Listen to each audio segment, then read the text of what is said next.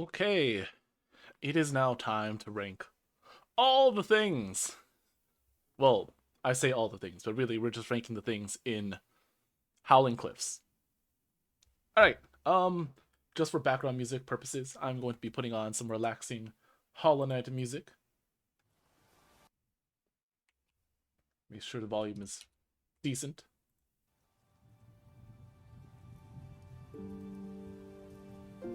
Seems good enough to me. But yeah, we are going to be ranking all the floating platforms in the Howling Cliffs. Now, you might be surprised because the Howling Cliffs is a location where there is a lot of platforms. However, there's actually not as much as you'd think. There's plenty more areas with much more. So we're gonna basically, start. Now, reminder, what counts as a floating platform in our case? It has to be only one individualized floating platform, only one walkable surface, and it has to be independent from other things. So it can't be a part of the wall, can't be part of the floor, or any other thing.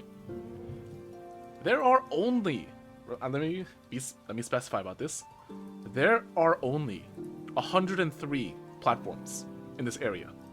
Significantly less than like the Crossroads, which have, I think, 194? Somewhere around there. So this is going to be a lot shorter. However, we are going to be starting.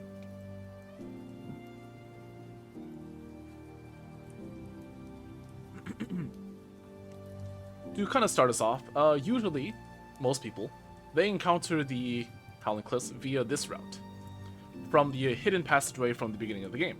And so this is also where we are going to be starting our as well. Now our first floating platform is the small platform right about here. This floating platform, I'm not gonna lie, it's kind of whatever.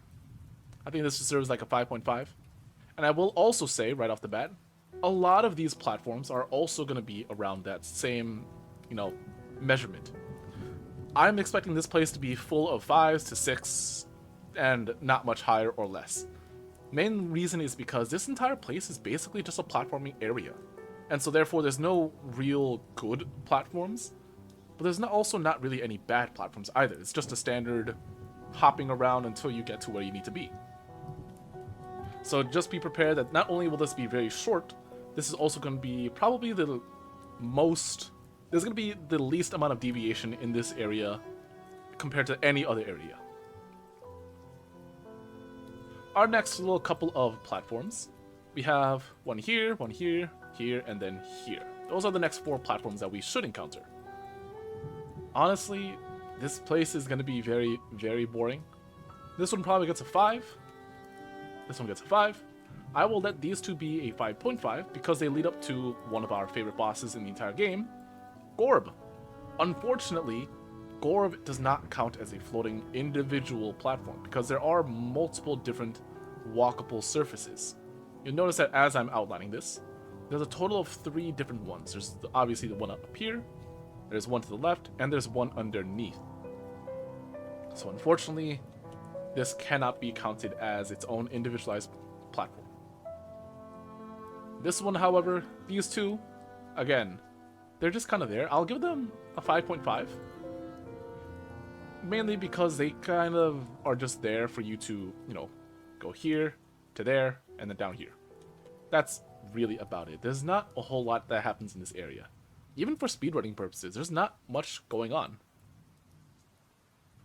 Now, usually most people will go down this way, and they might see these 3 platforms. I actually don't like this platform very much. I feel like it's just kind of there. Not a whole lot of purpose other than climbing here to there. But even then, I feel like most often, most people will go this way and then around. So I feel like this one will probably get a 4.5. Just because it's there, it's nice, but it's not really doing a whole lot either. These 2 platforms are also completely mid. The only purpose is so that you don't have to continue pogoing from here to there. That's really their only purpose. So, unfortunately, there's not much going on. Same thing for this one.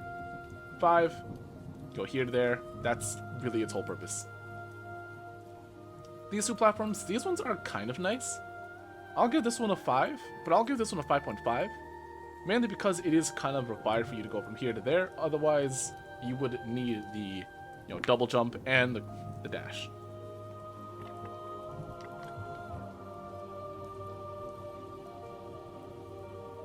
That's kind of like the first main area completed.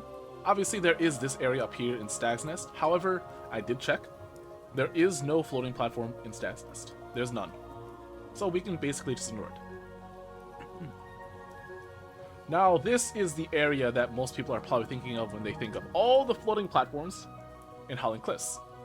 There are going to be a lot of them. You can already tell there's a lot. However, before we get into here, I'm actually going to go ahead and do the sub areas, the smaller areas, just because they're going to be a little bit simpler and they're off to the side, which means we can leave the main area, for the last part. So the first thing that we have, I believe this is called Joni's Repose, where, there's a little bit of platforming segments, a bunch of spikes, but you will be greeted with Joni's Grave, in which case you get Joni's Blessing. So, starting off with our first platform, this one is actually a very good introduction platform. Because this place is dark, you do need the Lumify Lantern. And you'll notice immediately, this is the only platform you see. This is actually supposed to start you off like that. So I think this one actually will get a 6.5. And then you'll go over here, like after you hop over there, you hop here, and then you realize, oh, this is going to be a little bit of a platforming segment, isn't it?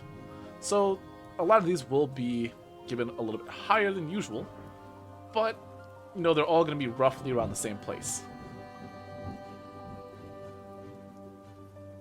All of these ones are probably going to get a 6 to 6.5. I'm going to give this one a 6.5 because this tells you to look downwards to see what is below you. Otherwise, you just guess, and honestly, if you just guess where you're landing in Hollow Knight, there is a very good chance you're just going to fall into spikes, acid, or certain death. See, this one gets a 6, this one gets a 6. This one's going to get a 5 because of this guy, the Leaping Husk. He actually is very annoying. And if you're not careful, he can jump all the way over here and screw you over and you take 2 massive damage instead of the intended 1. Likewise, these two are actually going to get a 4.5 because of their difficulty. As we progress through this area, you'll notice that a couple of bench flies will start spawning.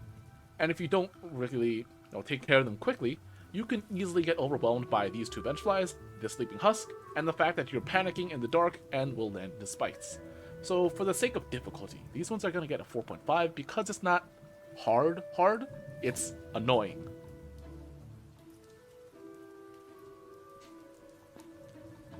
Our next couple of platforms will lie just around the corner.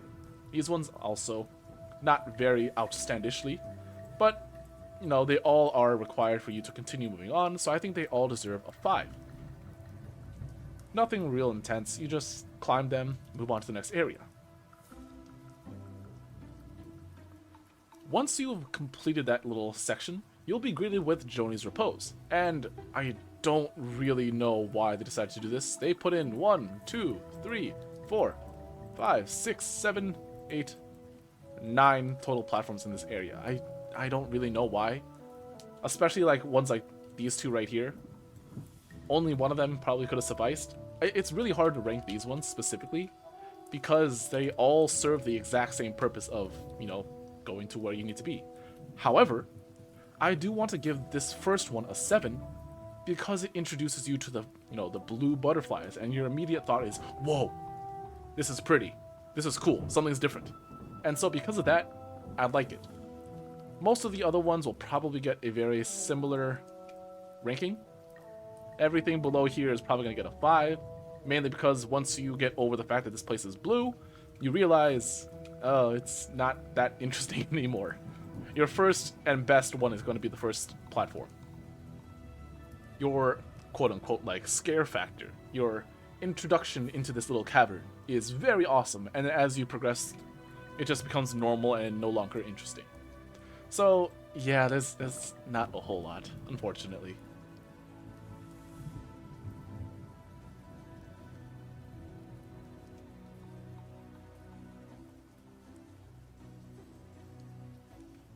The next little sub area, outside of the massive area that is this giant void, is actually past that and into this little cavern.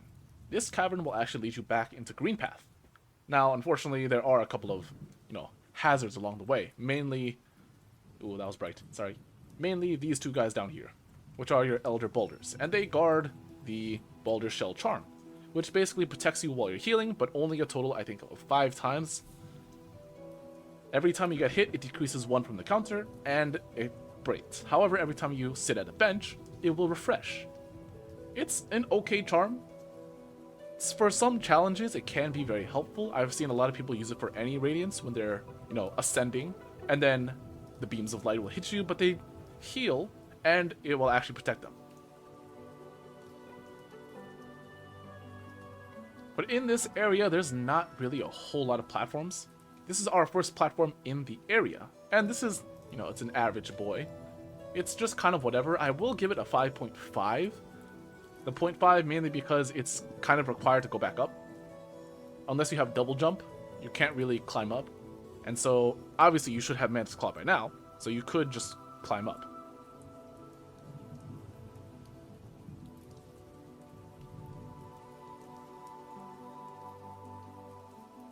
Our next little small platform is going to be this oddly shaped thing right here. However, this platform is a little bit strange. It's meant to serve as a, kind of like a, how should I put it? A gatekeeper between you and this little area down here, so that you can fall into this arena with the Elder Boulders. You are supposed to have the dash from right here. However, technically you can, and I've done this before, you can, if you have Mantis Claw, jump off the ledge right here, fireball as many times as you can in the opposite direction, so that you get pushed over here, and then you just wall climb out. That is possible, but again, it's very difficult, and I would not recommend it. It took me like 10 minutes. So this little bit right here, I think will actually get a 6, mainly because its purpose is to gatekeep you from going here, which is nice, and you're not supposed to be there without dash anyways. But again, there are different ways you can go about it. If you have Crystal Dash, obviously you can just zoom right over. Not many other platforms in this area. All of these ones are really just kind of there to help platforming sake. This one right here might feel like the most pointless, because if you climb here, the only other place that you can go is over here, but that is literally nothing. So I think this one will probably get a 3, probably just because it leads to nowhere. There's really no purpose of it. All the other ones I think are just kind of whatever. I will give each one of them probably a 5, except for maybe this one. This one will probably get a 5.5, just because it's the only thing keeping you from this giant distance, which can be a little bit annoying because sometimes, especially in speedrunning, you can just kind of miss it, and then you have to continue. So it's kind of there to help, especially the new players out. All the other ones, they're kind of basic platforming segments. This platform up here, the only reason it's here is to access this area with a Geo Rock. That's it. You're gonna gain, what, an extra 20 Geo? Not that fun, not that important. This one will get 4.5. There's really better Geo farming locations. In fact, there's one right here. Much safer, much easier to get to, and quite honestly, it's just out of the way. Let's be real. But that is all of the platforms in this little small area. Now for the very, very large area. And this is where we're going to be spending most of our time. So let's start from... Actually, let's start from the bottom. I think starting at the bottom and climbing would be our best bet.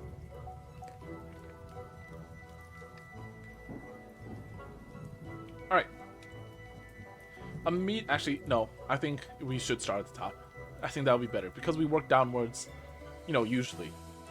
In this area, this is how you enter. It's very rare that you come from the other direction. Upon arriving at this location, you'll notice immediately there's a platform over here. This is your introduction platform. So I think this will get a solid 7. I'd say a 7.5 even. But the main reason is because this is your introduction platform to all the other platforms, and you quickly realize, oh, this place is just platforms. I understand. And so, because of that, all the other ones will be getting slightly, like, decreased in their scores. However, it won't be, like, too much. So, we'll just say things like, let's say this one, that's probably going to get a 7. Obviously, there are a couple other ones we'll get maybe 0.5 higher than usual, such as this one, because they have georocks or other points of interest. But most of these ones will probably just get a 6 or a 5, just because, you know, they're just there for platforming's sake. So yeah, I'll just probably speed up this entire progress.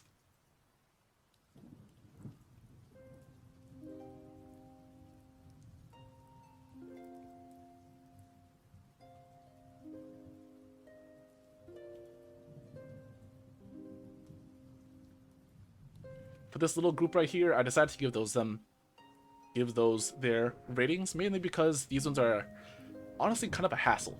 These are hard to aim at, and if you're not confident in your platforming skill, it's very easy to fall off.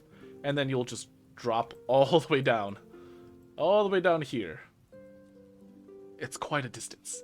So that's why I decided to give those ones. However, most of these ones, like this one, this is a big boy. But it's not really that important. It's just kind of there. So this one probably just gets a 6.5 flat. Not really much we can do about it. So I will go back to speeding things up and, you know, I'll be explaining as I go along.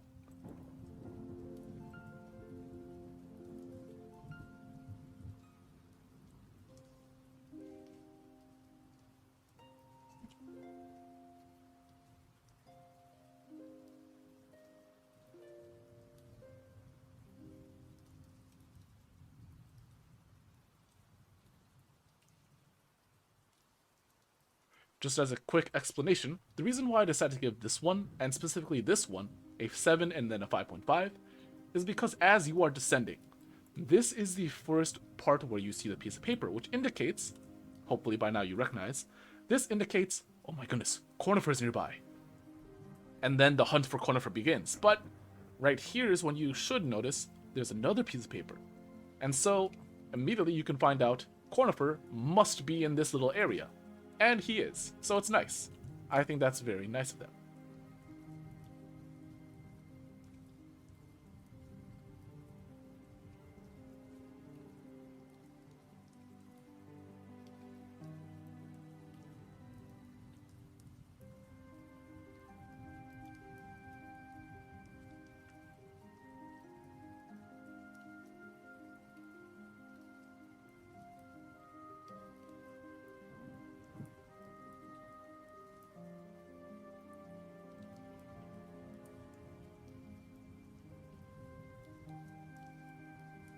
I know I said earlier that most of the Georock ones are probably going to get a little bit higher, but this one specifically I'm leaving as a 5 because it's such a small platform.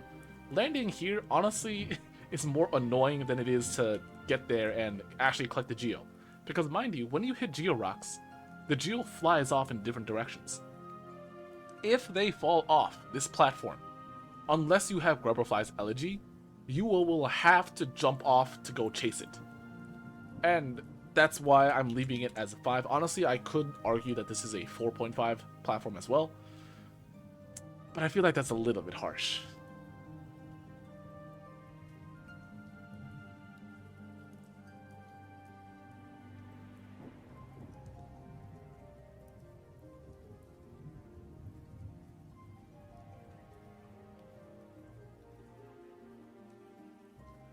I don't even know why this one is here. It's just kind of there.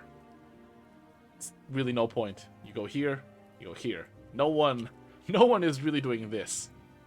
Just kind of a hassle.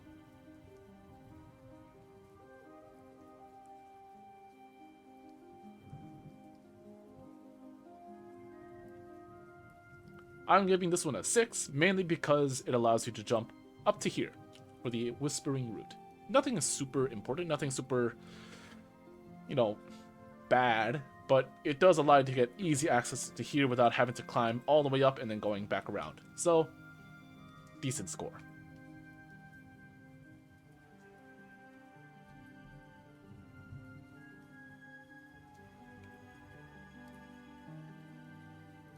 This one I'm also giving a 6 because it does allow you to get here to here faster, as opposed to climbing all the way over here to get there. It's slightly faster, and you know, obviously for speedrunning sakes, it's pretty nice.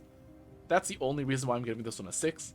Outside of that, it really has no purpose, right? Because obviously without it, you can still go up here.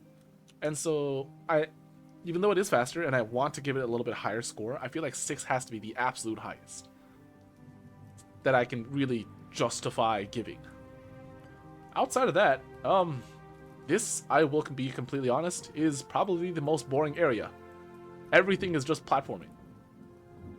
That's it. Everything is just kind of whatever platforming. So this definitely is going to be the shortest area, but I'm actually kind of glad this is going to be the shortest area because I've been looking at the other ones and it is a nightmare. Especially Crystal Peaks and the Kingdom's Edge. Those ones are going to be not the best, let's just say the least. But anyways, this was the Howling Cliffs. It's very small, very short. However, this will absolutely be the shortest one. So, yeah. If you want to comment below as to which one you want to see next, let me know. Because the answer for how many floating platforms there are in each area might surprise you.